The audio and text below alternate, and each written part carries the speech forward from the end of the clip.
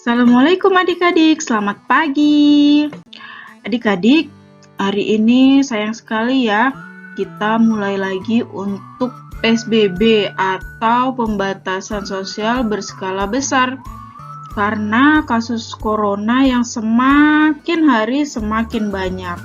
Nah adik-adik, makanya kita masih harus belajar di rumah. Kita tidak bisa pergi ke mana-mana. Nah, tapi jangan sedih. Hari ini kakak mempunyai cerita tentang Benny dan teman-teman yang pergi berwisata ke pantai.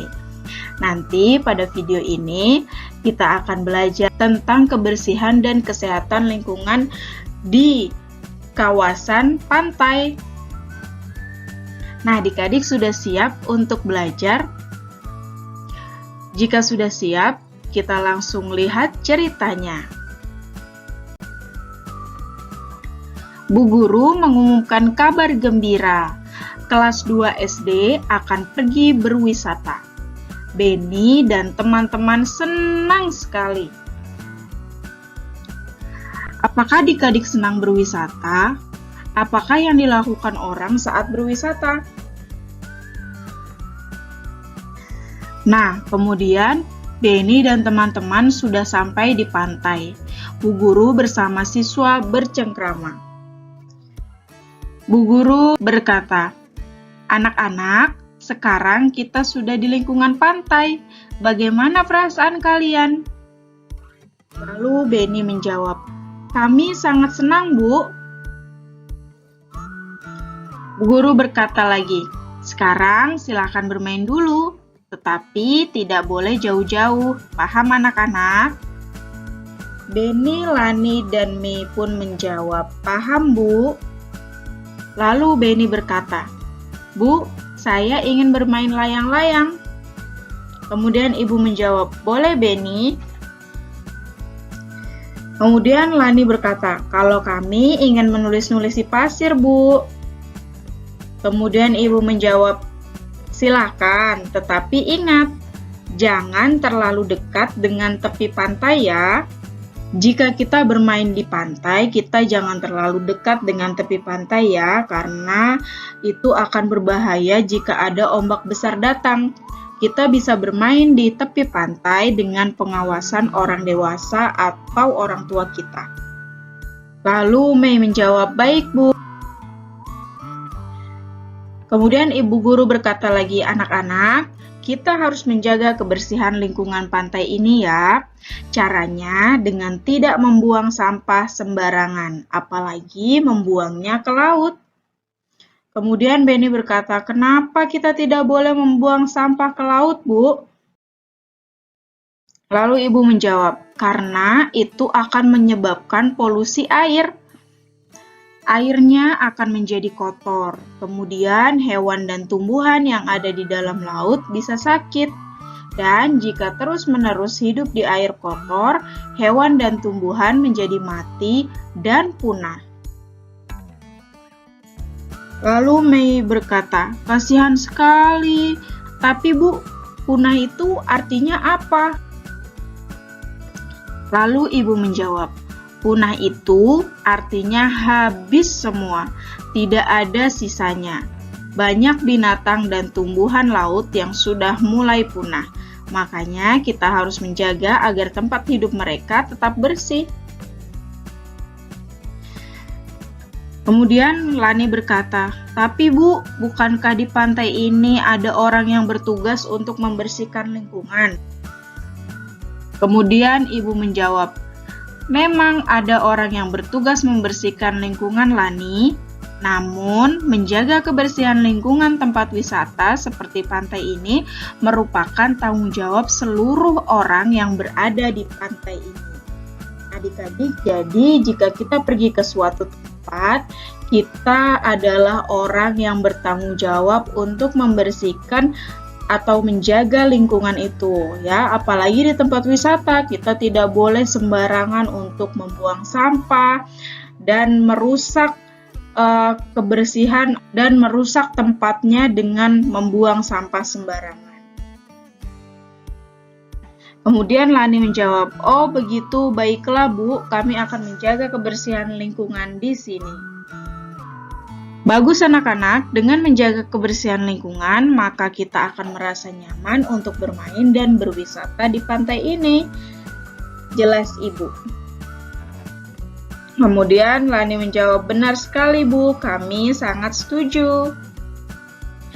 Nah, adik-adik, tadi kita sudah melihat cerita tentang Beni, Bu Guru, Lani, dan Dayu yang bermain di tepi pantai. Bu Guru berpesan untuk tidak membuang sampah sembarangan, apalagi membuangnya ke laut. Dan Bu Guru juga berpesan agar tidak bermain di tepi pantai yang terlalu dekat. Nah, adik-adik, sekarang kita lihat di sini.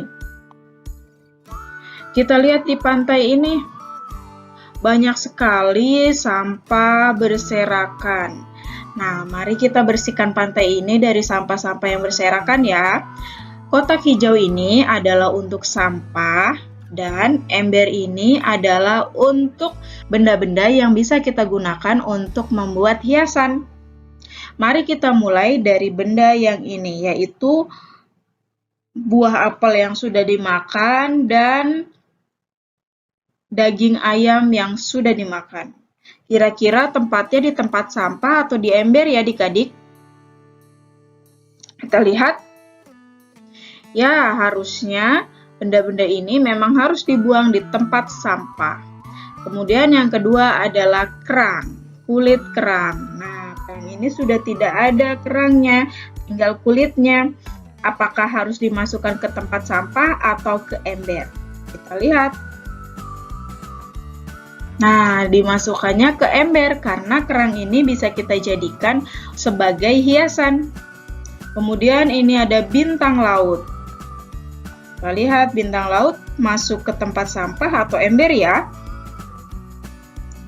Bintang laut juga masuk ke dalam ember. Kemudian ini ada kulit pisang.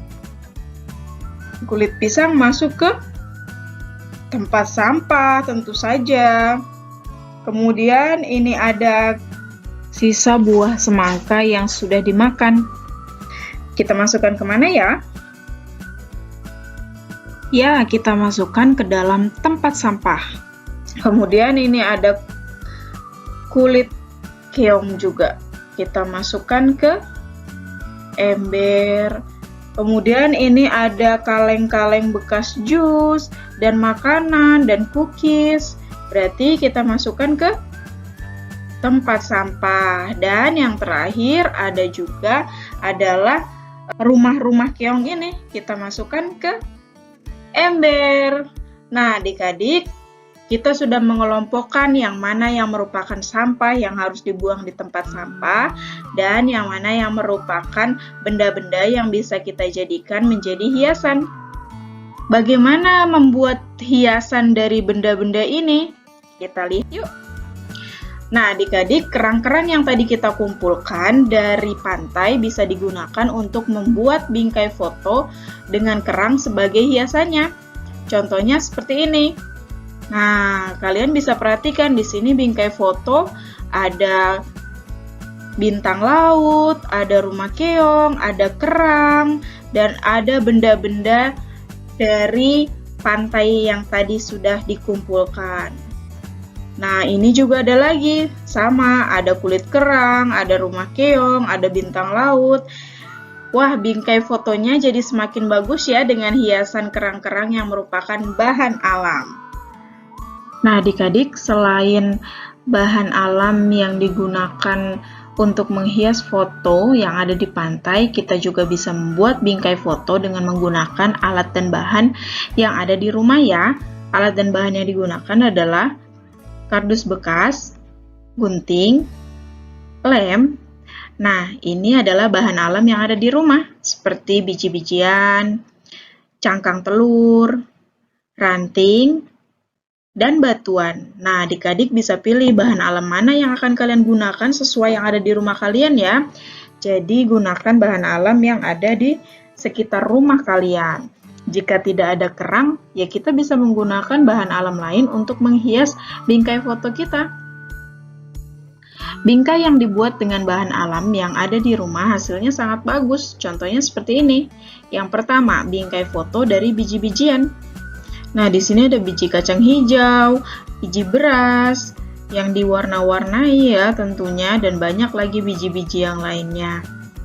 Kemudian yang kedua adalah bingkai foto dari cangkang telur. Ini dia bingkai foto dari cangkang telurnya. Jadi cangkang telurnya dipecah-pecah menjadi kecil-kecil, kemudian ditempelkan dan diberi hiasan bunga supaya lebih cantik. Yang ketiga, bingkai foto dari ranting pohon. Nah, ini dia yang lebih keren.